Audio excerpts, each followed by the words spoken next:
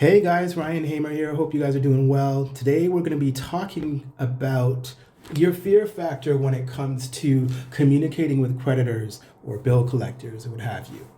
And I say fear factor insofar as that a lot of you might not be particularly comfortable with picking up the phone and calling them and communicating with regards to something that you allegedly may owe.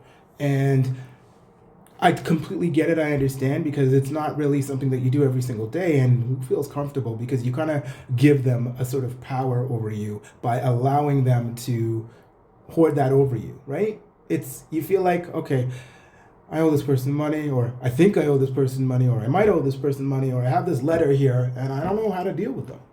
So I want to talk to you about a couple of things before you actually pick up the phone and call the collection agency, call the credit bureau, or call a potential creditor. You definitely have to take a minute and step back. Whether you owe the money or whether you don't owe the money, you got to be cool and you got to be calm. You got to be prepared to be baited. Sometimes you'll have people on the other end of the phone who are not reasonable, they're not calm, they might be very high strung, and they just might be downright nasty. So I need you to get in the right headspace, and I need you to be prepared for that. Because if you got somebody on the other end who knows how to push your buttons, they might say some disparaging things to you. They might say something to you, that's just downright insulting, and you might react, and you might flip them the bird verbally over the phone or what have you, and you just get too excited and you get upset. My advice to you is to role play with a friend before you call, if you can. Think about ways that they could try and interrogate you, ways that they might try to anger you or frustrate you. And you might be going in with the wrong mindset initially and be easily triggered. So if you're going into a call like that angry, it's really easy for them to trigger you. If you're going into a call like that and you're sensitive, then you're going to be triggered. If you're a person that always pays your bills and this particular whatever situation is a result of something else or might have slipped through the cracks or whatever the case may be, you might be triggered. You might be sensitive to what they might say to you because you know that's not the type of person that you are. You might end up with somebody who is agreeable, who is kind, and who is nice, and who might be willing to work with you. So, have you ever heard that saying, you catch more flies with honey than you do with vinegar? Well, what that means is, if you come across as somebody who is personable, likable, agreeable, then somebody is more apt to work with you and more flexible and willing to give you a break, should that be the case. Now, bear in mind, the collection agent is not your friend. Because you're going to have other people that work there that might have watched this video and they're going to try and be all nice and friendly and act like your friend and stuff. This is great if they are nice. However, keep in mind, it is their job to extract as much money from you as possible or to be a blocker, not let you speak to a manager. Because at the end of the day, it is their responsibility and their goal to deal with you in that first call. So like a first call resolution, it is their job to make sure that they can get as much information out of you as possible, as well as make you admit to the debt. So I'm going to say this again really slow. Don't admit to owing the debt. And when I say don't admit to owing the debt, it's because it hasn't been proven that you owe the debt. It hasn't been proven. They haven't given you any documentation. You don't know whether this is a scam. You don't know whether this is a fraud. You don't know whether you're the victim of identity theft. So you don't want them catching you on a recording saying that, yes, this is your debt. You owe it. You're going to accept full responsibility for it. There's a way that you can speak to people, and there's a way that you can present yourself as someone who is very concerned about their credit, by simply stating, I have no recollection of such debt. However, I pulled up my credit and I'm really confused by this particular debt that I see here, and I'd very much like to come to some sort of resolution to have it removed if possible. I will contact the credit bureau, or I'll contact, and that's why I've already contacted the credit bureau, and that's why I'm contacting you right now to see what we can do regarding this. They're going to ask you for your information to verify who you are, and this is the first initial point of contact, so you may want to do that. Provide them with your information, because if they already have it on file, then that's the case, right? But know that when you do provide them with your information, you are opening up Pandora's box so that they can communicate with you in writing or call you or what have you, because they're verifying your information. So when you do this, it may also update it might also update your credit bureau file as well.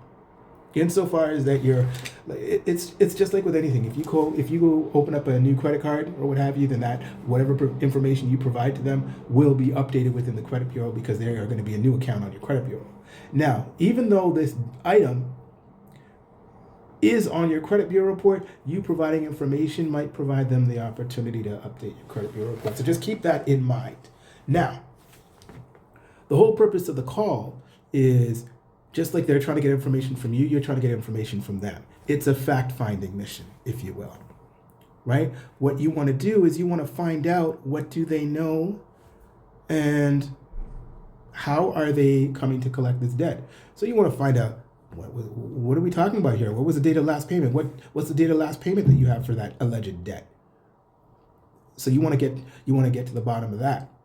Could be a couple of years back. Once you know that it's over 2 years, a little alarm bell should go off, because that is past the statute of limitations in Ontario. So I'm just like, if it was for me, because I live in Ontario, what you can do is you can say, okay, I know the statute of limitations in Ontario is 2 years.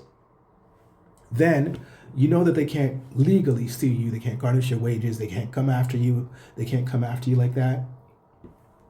So then you write that down.